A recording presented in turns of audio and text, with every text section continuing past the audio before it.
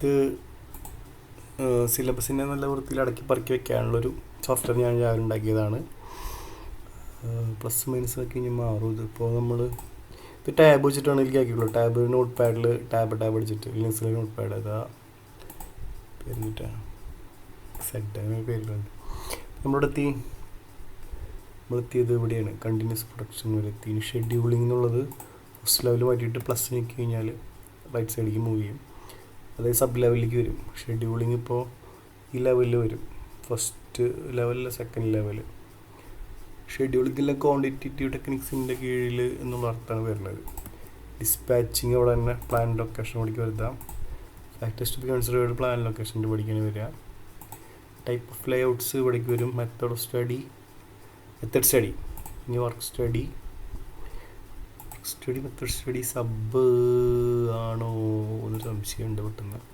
Method study sub work study method study process start symbols.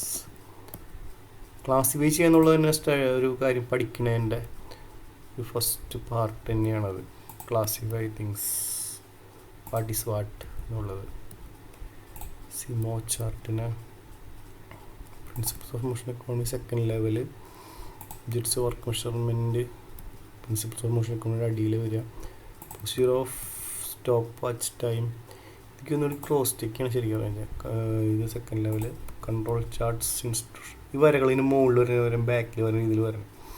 അത് ചെയ്ത് ശരിയാവില്ല. അത് ഒന്നുകൂടി തിങ്ക് ചെയ്യാനുണ്ട്. ട്രൈ ചെയ്യാനുണ്ട്. ഇപ്പോഴത്തെ ടൈപ്പ് ഓഫ് കൺട്രോൾ ചാർട്ട്സ് അവിടെ അത് കൺട്രോൾ ചാർട്ട്സിൻ്റെ type of quality control chart introduction type of control ഈ കൺട്രോൾ ചാർട്ടിൽ പെട്ട് തന്നെയാണ്. കൺട്രോൾ ചാർട്ടിന് സബിൽ കൊടുക്കാം. കൺട്രോൾ ചാർട്ട് ഇൻട്രൊഡക്ഷൻ കൺട്രോൾ ചാർട്ടിൻ്റെ ടൈപ്സ് അതിൻ്റെ ടൈപ്സ് ഇതൊക്കെയാണ്. ഇനി ഫണ്ടമെൻ്റൽ സ്റ്റാറ്റിസ്റ്റിക്കൽ കൺസെപ്റ്റ്സ് എന്നുള്ളത് ഒരു ഫ്രഷ് ടോപ്പിക്കാണ്. അപ്പോൾ നമുക്ക് ഇവിടേക്ക് വയ്ക്കാം. ഫ്രീക്വൻസി എന്നുള്ളതൊരു കമ്പോണൻ്റ് ഉണ്ട്. എന്താണ് ഫ്രീക്വൻസി ഡിസ്ട്രിബ്യൂഷൻ. പിന്നെ നോർമൽ ഡിസ്ട്രിബ്യൂഷൻ കർവ് അവിടെ വെച്ചാൽ മതിയോ. എക്സ്പ്രഷൻ ഓഫ് ടേംസ് മീൻ കഴിഞ്ഞ് കുറച്ചുകൂടി ഉണ്ടായിരുന്നില്ല. കോമ വെച്ചിട്ട് സ്പ്ലിറ്റായി പോയി. മീൻ മോഡ് അവിടെ എഡിറ്റ് ചെയ്ത് കയറ്റണം, നോട്ട് ചെയ്യണം.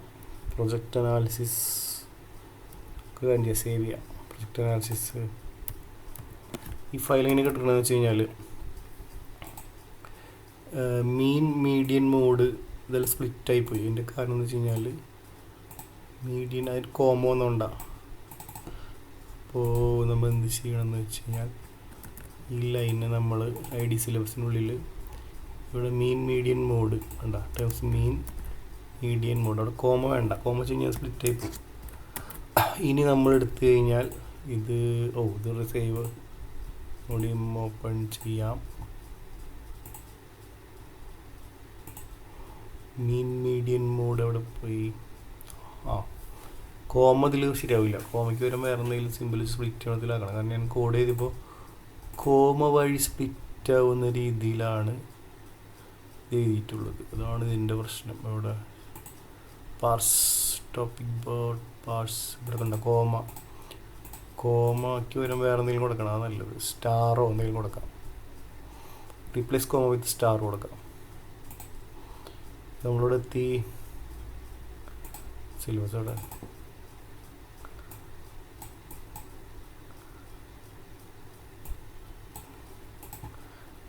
അപ്പോൾ ഇവിടെ എത്തിയിരിക്കുകയാണ്.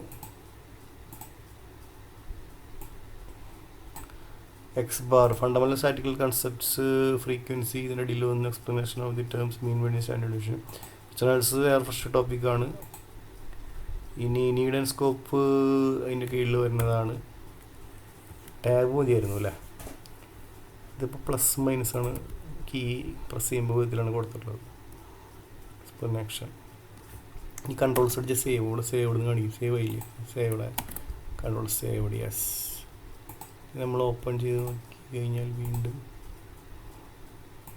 ഈ വരകളിന് മുകളിൽ വരുമ്പോൾ സുഖമില്ല. പിന്നെ കളർ ഡാർക്കായി എൻ്റെ ഒരു പ്രശ്നമുണ്ട്. Thank you. എവിടെ പോയി ഇതിൻ്റെ സ്റ്റോപ്പിംഗ് ആൾട്ടാർ